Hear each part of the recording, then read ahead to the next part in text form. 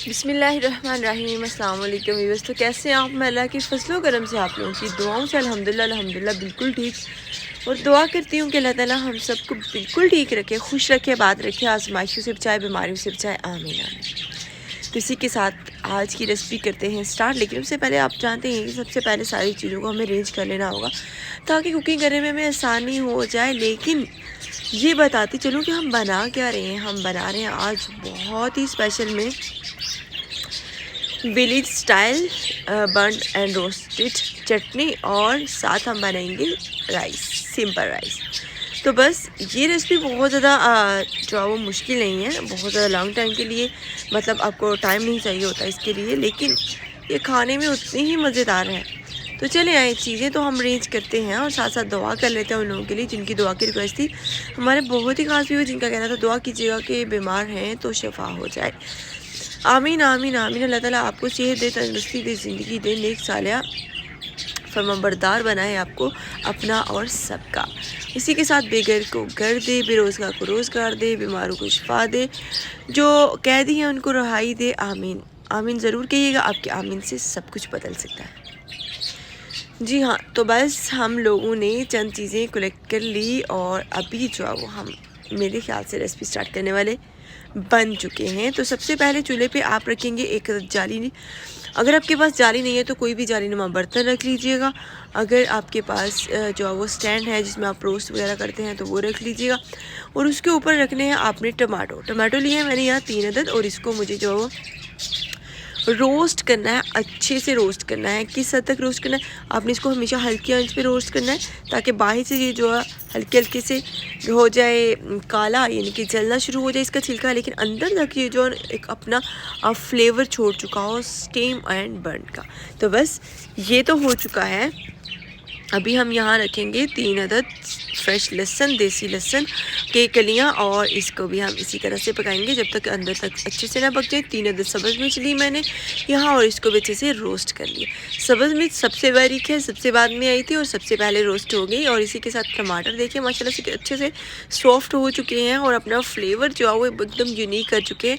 अगर आपको जो है वो लगता है कि ये चटनी मज़े की होगी कि नहीं होगी, क्या आप लोग गेस कर रहे हैं?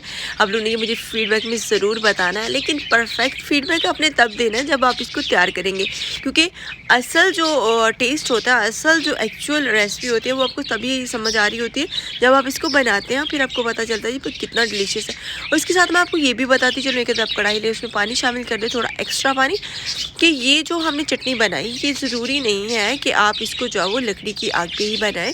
आप चाहें तो इसको गैस स्टोव पे भी तैयार कर सकते हैं। डोंट वरी, आपको जो है वो स्पेशल लकड़ी की आग की ज़रूरत नहीं है। लेकिन अगर आप लकड़ी की आग पे बनाएंगे या कोयले पे बनाएंगे तो इसका जो फ्लेवर होगा ना वो गैस स्टोव पे जो आपने वर्क किया उससे एकदम डिफरेंट होगा, यानी कि आप कह सकते हैं कि डबल होगा। एक अदद मैंने लिया बाउल, उसमें शामिल कर दिया धनिया तकरीबन 2 से 3 खाने के चम्मच धनिया के यहाँ मैं शामिल कर रही हूँ। और यहाँ जो है वो थोड़ी जो कटिंग थी वो मैंने आलमोस्ट कर ली। अभी हम जल्दी से मिर्ची को जो है वो छील लेते हैं। इसका काला काला छिलका आपने सारा टोटली तौर पे उतार देना है और इसमें जो रोस्टेड मिर्ची है ना वो आपने निकाल लेनी है। तो इसकी सफाई हो चुकी है। बारी है टमाटर की, तो टमाटर को भी कुछ हम इसी तरह से करेंगे कि जो जला हुआ कवर है, इसका पार्ट है, वो हम रिमूव कर लेंगे। इसको इस तरह से साफ़ करने के बाद इसको भी इसी बाउल में रख रहे हैं। तो बस इसी तरह से हम जो है वो टमाटर की सफाई भी कर चुके ऑलमोस्ट। जी हाँ, ये काम तो हो गया। और तो अब बारी है लहसुन की। तो लहसुन में क्या होगा कि लहसुन का आपने छिलका टोटी तौर पे उतार लेना, और अंदर से जो लहसुन है ना वो एकदम सॉफ्ट हो चुका है, बहुत अच्छे से जो है वो स्टीम रोस्ट हो चुका है। तो इसको स्टीम रोस्ट करना बहुत ही आसान और खाने में क्या टेस्ट, वाह वाह वाह। अभी मुझे चाहिए था पुदीना, तो किचन गार्डन में मुझे दोबारा से आना पड़ा, तो पुदीना मैंने ले लिया, लेमन ले लिया, मुझे किधर लेमन भी चाहिए था, स्मॉल सी साइज़ का बेबी लेमन मैंने यहाँ लिया है। और अभी ये जो पानी खोलता हुआ पानी है ना, इसमें चलेगा 1 अदद बेबी लेमन, और साथ इसमें चलेगा बिस्मिल्लाहिर्रहमानिर्रहीम पुदीने के चंद पत्ते, बिस्मिल्लाहिर्रहमानिर्रहीम। इसी के साथ हम ये शामिल कर रहे हैं काली मिर्च और दालचीनी, और साथ ही साथ 3 से 4 आप सब्ज़ मिर्च भी शामिल कर लीजिएगा। नमक टेस्ट के मुताबिक, एक्स्ट्रा पानी तो एक्स्ट्रा नमक। 2 अदद सब्ज़ इलायची शामिल कर दी, 4 अदद लौंग शामिल कर दिए और यहाँ पानी, क्योंकि जोश में ऑलरेडी, साथ ही हम यहाँ चावल शामिल कर देंगे।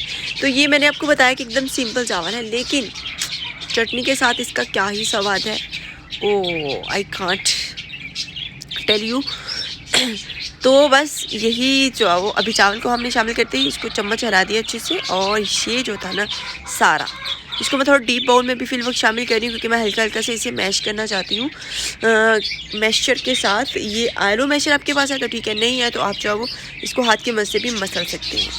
तो हल्का सा मसलने के बाद आपने इसको किसी भी ब्लेंडर में शामिल कर देना है, और शामिल करने के बाद हम क्या करने वाले हैं, बिस्मिल्लाहिर्रहमानिर्रहीम, हल्की सी सुरख मिर्च शामिल कर लेंगे।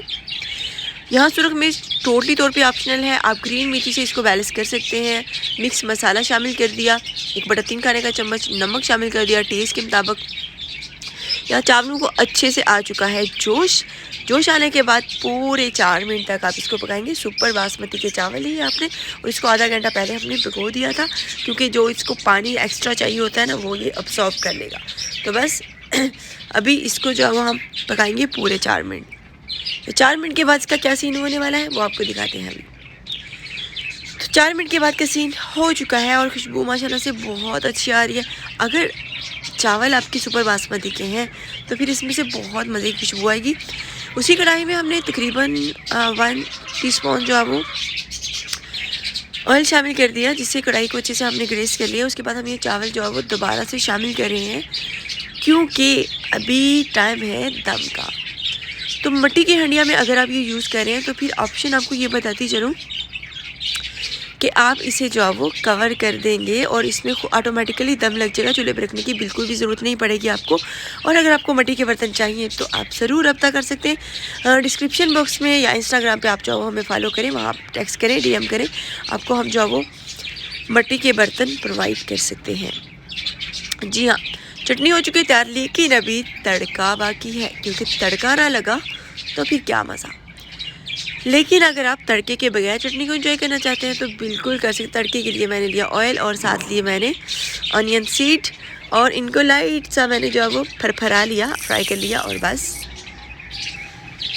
देख सकते हैं आप माशाल्लाह से तड़का भी लग चुका है। तो धनिया के 1-2 पत्ता मिनट में रख दीजिएगा ताकि खूबसूरती भी बढ़ जाए, और गजाइए तो डेफिनेटली इसकी बहुत ज़्यादा है। तो बस अभी सर्विंग प्लेट की तरफ चलते हैं, जल्दी से आपको सर्व करके दिखाते हैं अपना निखरा हुआ सिंपल चावल। जी हाँ, तो माशाल्लाह से आप देख सकते हैं कि कितने अच्छे बने हमारे आज के मज़ेदार से चावल। डिश में निकालते हैं, फाइनल टच ज़रूर देखा करें, क्योंकि फाइनल टच देखने के बाद ना आपकी मेहनत जो होती है ना वो आपको खुश कर देती है, आपकी सारी थकावट दूर हो जाती है। तो हल्का सा मैंने इसके ऊपर धनिया शामिल कर दिया, क्योंकि वाइट के साथ ग्रीन का जो टच है ना वो एक अपना ही होता है, उसकी एक अपनी ही लुक होती है। तो चटनी भी तैयार है, मज़ेदार से सिंपल चावल भी तैयार हैं, और हमारा लंच भी तैयार है। अगर आप ज्वाइन करना चाहते हैं तो बिल्कुल ज्वाइन कर सकते हैं। तो यही थी आज की हमारी स्पेशल रेसिपी, लेकिन इसी के साथ कुछ थोड़ा सा मिस है, वो ये कि आज हमने मुर्गी को अभी तक कुछ नहीं दिया, तो उसको कुछ देते हैं। लेकिन आप ये लास्ट बाइट देख लें, फिर हम मुर्गी की तरफ चलते हैं। तो अभी मैं तो एंजॉय करने वाली हूँ लंच को, लेकिन उससे पहले मुझे मुर्गियों को लंच करवाना है। उम्मीद करती हूँ आपको अच्छी लगी होगी आज की हमारी स्पेशल रेसिपी। इसी के साथ मुझे साथ दीजिए, अपना ख्याल रखिए, अपने घर वालों का ख्याल रखिएगा, खुश रहें, आबाद रहें, हंसते रहें, मुस्कुराते रहें। ढेर सारी दुआओं के साथ हम बोलते हैं आपको आने वाली वीडियो तक के लिए अल्लाह हाफिज़।